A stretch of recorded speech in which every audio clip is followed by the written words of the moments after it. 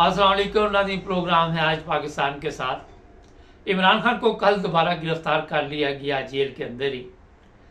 अगर आप मेरे पिछले प्रोग्राम जाके देखें तो मैंने आपको बताया था कि इमरान खान को आज़ाद नहीं ये करेंगे। और फिर आप सबके इल्म में है, बार बार अब ये बात हम आपको बताएंगे कि इमरान खान के ऊपर इतने केस है कि उसको भी नहीं पता होना, उसके वकीलों को भी नहीं पता होगा कि कितने केस उसके ऊपर बने हुए। और इमरान खान को अब ये ताहयात जेल में रखना चाहते हैं। आप यहाँ से अंदाज़ा लगा सकते हैं कि इमरान खान के मतलब कोई अगर बात भी करता उसके हक में भी तो उसको भी पकड़ के जेल में डाल देते हैं। केस बनाना पाकिस्तान में कोई काम नहीं है। इस्लामी जमहूरिया पाकिस्तान है, ज़ाहिर इस्लाम के नाम पे बना हुआ है, तो केस तो वहाँ पे कोई प्रॉब्लम नहीं है। आप किसी को भी कहे जाके FIR दर्ज करा दे, किसी सूबे में करा दे, किसी शहर में करा दे, किसी गांव में करा दे, क्योंकि जिस मुल्क की अदालतें जो हों वो उस बाज़ार किसी भी बदतर हों जिसका मैं नाम नहीं लेना चाहता, आप समझ चुके होंगे। और वहाँ के जो जज बैठे हों वो इंसाफ के लिए नहीं, वो किराए पे लिए गए हों। किराए पे जब किसी बंदे को ख़रीदते हैं या किसी को कहते हैं ना, जिस तरह आप ये जाएँ लाहौर फैसलाबाद, वो मज़दूर बैठे होते हैं ना, तो उनको आप कहते हैं जनाब हमें काम की ज़रूरत है, हमारे साथ चलो। फिर उस मज़दूर को आपने जो कहना उसने वही करना, ज़ाहिर है आपने उसको पैसे देने हैं। तो ये अगर मेरे से पूछे तो ये किराए के कातिल बैठे हुए हैं अदालतों में, किराए के कातिल हैं ये लोगों के जज्बात का कत्ल करते हैं, लोगों को नाहक जेलों में भिजवाते हैं, लोगों को नाहक फांसी की सज़ा देते हैं, लोगों को के वारंट गिरफ्तारी नाहक जारी करते। तो मेरा ख्याल है कि इनको आप किराए के कातिल कह सकते हैं। ये किराए के कातिल, इनके ऊपर आप अगर कहेंगे कि मुल्क का सिस्टम चलेगा तो बड़ा मुश्किल काम है, हो नहीं सकता कि ये सिस्टम मुल्क का चल सके। अब जो आपको बार बार बताते थे वही हो रहा है। जो भी इमरान खान के दुश्मन हैं उनको टिकटें दी जा रही हैं। ये भी कहा जा रहा है कि बुशरा बेगम का जो पहला मियाँ था उसको भी नून लीग ने टिकट दी है। नून लीग की टिकटें लेने वाले नहीं हैं। सोशल मीडिया पे ये खबर लगाई हुई है कि लोग PTI को छोड़ के नून लीग की टिकटें ले रहे हैं। वो लोग लेंगे टिकटें जिनको कंपनी ने ये गारंटी दी हुई है कि जनाब आपने 100% जीतना ही जीतना, आप हार नहीं सकते। नाज़रीन, आप सबके इल्म में है कि कंपनी ने बड़ी जैली तरीके के साथ एक इस्तकबाल किया, एक ड्रामा किया मनारे पाकिस्तान पे। फिर आपने देखा वहाँ पे क्या हालात थे, लोग जो आए उनके क्या हालात थे। अब कंपनी ने कहा कि ये जो बंदा आया है ना नवाज शरीफ, ये बीमार घोड़ा है, ये रेस में अब दौड़ नहीं सकता। बहुत बड़ी खबर आपको दे रहा हूँ। मैंने कल के परसों में बता दिया था कि लंदन की फिर उड़ान बनने वाले हैं नवाज शरीफ साहब। कंपनी को पता चल चुका है कि इनके ज़रिए, क्योंकि शहबाज शरीफ के ज़रिए तो काफ़ी जलालत इकट्ठी कर ली और बाकी अब जो रह गई है वो इसके ज़रिए मिलेगी, लेकिन मिलनी है जिसको भी कंपनी लेके आएगी उसके ज़रिए आपको यही कुछ मिलेगा जो शहबाज शरीफ की गवर्नमेंट से मिला। अब कंपनी ये सोच रही है कि कोई नया घोड़ा हो जो ताज़ा दम हो, जो सही, क्योंकि ये बूट पॉलिश भी नहीं अब कर सकता, जिसके बस का रोग नहीं, वो छोटा भाई भी नहीं कर सकता। अब बूट पॉलिश के साथ कंपनी को और भी ज़रूरियात पड़ी हुई हैं कि और भी काम करवाने, इमरान खान को भी किसी तरह सज़ा दिलवानी है। वो आजकल में आपको आ जाएगी कोई ना कोई खबर, लगे हुए हैं उस पर, बैठे हुए नहीं हैं ये लोग। तो अब जनाब कोई नई एटम आपके सामने आनकरीब पेश की जाएगी, जिस तरह काकड़ को पेश किया गया। किसी को पता था कि काकड़ ने निगरान वजीर आजम बनना? किसी के ज़हन में ये चीज़ थी?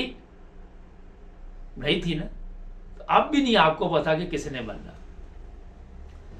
कल मैं फजल रहमान का सुन रहा था, शायद आज के कल, वो कह रहा था कि हर जगह पे जो आर्मी के बंदे बैठे हुए हैं, हर ऑफिस में, दफ्तर में, अदारे में, और उन्होंने कंट्रोल किया हुआ।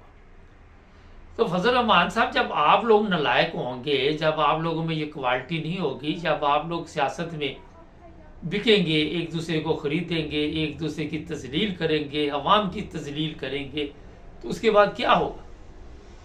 नहीं, एक सादा सा सवाल है मेरा।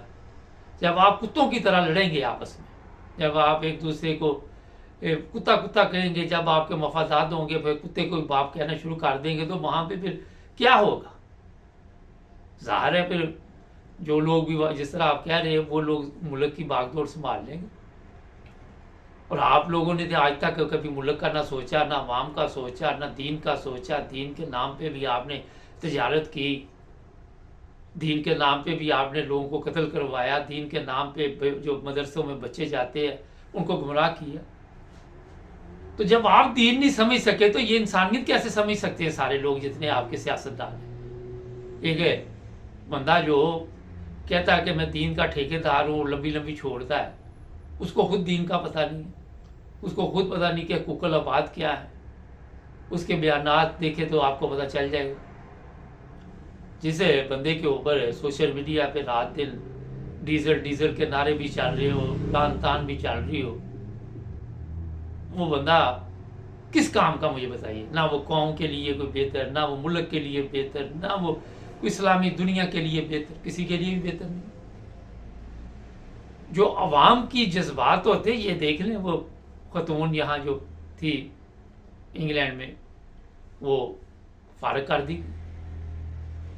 हफ्ते को जो निकला था यहाँ पे, हफ्ते का ये तो, और जो पिछले दिनों निकला था यहाँ पे जुलूस है इतना बड़ा, फारग कर दी। इन मुल्कों में आप गलत है या ठीक है, लेकिन अवाम के जज्बात का ख्याल रखा जाता है। और आप सबके इल्म में है कि जज्बात के, जो अवाम के जज्बात है उनका ख्याल हमारे वहाँ पे तो रखा ही नहीं जाता। जज्बात तो दूर की बात है, आप लोग तो आज तक पाकिस्तानी अवाम को रोटी, कपड़ा और मकान भी नहीं दे सके। ये सिंध में वो सियासत करते हैं, उनके जी कहा जाता है कि हम शहीदों की पार्टी है। ये जुल्फ़िकार अली भुट्टो को शहीद गिनते हैं, और पता नहीं जिसको लटकाया जाता है वो शहीद होता कि नहीं होता, मुझे तो नहीं पता। खैर, मैं आपको ये बता देता हूँ कि उसका नारा भी ये था कि रोटी, कपड़ा और मकान। किधर गया? सिंध में आप चले जाए, आपको आम तबका जो है, मुझे नहीं लगता 3 वक्त की रोटी और या साफ पानी उसको मिलता हो, या उसके पास कोई मकान हो जो अच्छे तरीके के साथ रह रहा हो। आप निकल जाए यहाँ, दूर दूर तक ऐसे हालात आपको नजर आएंगे जहाँ पे आज भी लोग पानी की बूंद को तरसते हैं, आज भी लोग पानी गंदा पीते हैं, उनको पता ही नहीं साफ पानी। बीमार हो गए, उन्होंने कौन सा नवाज शरीफ की तरह लंदन आ जाना, जरदारी की तरह लंदन आके इलाज करवाना। तो जनाब, जो आखिर पे अब मैं बात बताने वाला हूँ आपको, वो जरा नोट भी कर ले। नवाज शरीफ को चुप है जनाब, नवाज शरीफ के साथ भी बेनजीर वाला काम होने वाला, उसको इत्तला मिल चुकी है। अगर एजेंसियां इस काम पे लगी हुई हैं तो नवाज शरीफ के भी बंदे उस एजेंसियों में शामिल है। उन्होंने नवाज शरीफ को बता दिया कि आपकी मंजी ठुकने वाली है, बाद में देखा जाएगा क्या होगा। ये करे जलसे बाहर जाके। आया तो था ना कि आप इधर जलसा, कल उधर जलसा, परसों उधर थे। कौन से जलसे में? उस एक मीनारे पाकिस्तान का जलसा था। अब ये बिल्कुल दर बट गया, क्योंकि इसको उन्होंने यहाँ बुला के इस बीमार घोड़े को वो बेनजीर वाला इलाज करना है। ये पहला इलाज नहीं होना, कोई आखिरी इलाज नहीं होना। इससे पहले भी बेशुमार लोगों के इलाज किए गए। क्या हुआ? कौन सा केस, कौन सी ये गेम, कौन सा? मैं कल एक पाकिस्तान में बात हो रही थी, कोई रजिस्ट्री का मसला था। वो कहता जी कौन सी प्रॉब्लम है रजिस्ट्री की? कहता इतना बड़ा फ्रॉड है कि हमारी प्रॉपर्टी थी और फैमिली में कोई गड़बड़ होगी, तो भाइयों ने पहले जाके रजिस्ट्री किसी बंदे के नाम करवाई, दक्सर जाली, हर चीज़ जाली, और फिर वहाँ से रजिस्ट्री जो है दोबारा हमारे नाम होगी कि हमने जी वाले साहब की निशानी के तौर पे इसको रखना। कहता कौन सा काम पाकिस्तान में मिलता? जाओ 10 लाख रुपया पटवारी के आगे फेंको, वो कुत्ते की तरह आपके घर में आ जाएगा लैपटॉप लेके। वो आके आपके घर में सारे काम कर देगा। कोई बंदा मर भी गया तो 2 साल बाद की पहली डेट डाल देगा। मैं भी एक दफ़ा वैसे माजरत के साथ गया था एक जगह पे, कहते अभी वो तहसीलदार आ रहा, बयान होना, बाद में कहते हो गया। तो मैं तो दिया ही नहीं बयान, कहते बस हो गया आप जाएं। ये हालत है वहाँ पे पाकिस्तान में, जहाँ पे हर चीज़ चली और बकाऊ माल, 10 लाख रुपया जब आप पटवारी के आगे फेंकेंगे तो वो तो जो कहेंगे वो कर देगा। तो ये तो अरबों रुपये लेते हैं, और वोट भी इधर उधर उधर अभी रेट रखती गया कि हमारे जो हमने सीटें उसका ये रेट है, उसका ये रेट। आप ये पाकिस्तान में जो लोग रहते हैं वो देख ले कितने केस लगे हुए, कितने कत्ल हो जाते हैं दुश्मनी की वजह से। ये जो होते हैं, ये जो ज़मीनों के झगड़े होते हैं। मैंने उसे कहा कि अदालत में, कहता हमने केस किया हुआ 4 लाख वकील को दे दिया, पता ही नहीं किधर गया केस। कहता अभी तक पता ही नहीं है, पाकिस्तान के साथ चक्कर लगा दिए। ये हालत है उस मुल्क की, जिस मुल्क में आप जज खरीद सकते हैं, वकील खरीद सकते हैं, जलील खरीद सकते हैं, खबीज खरीद सकते हैं। वहां पे आप क्या मसला है।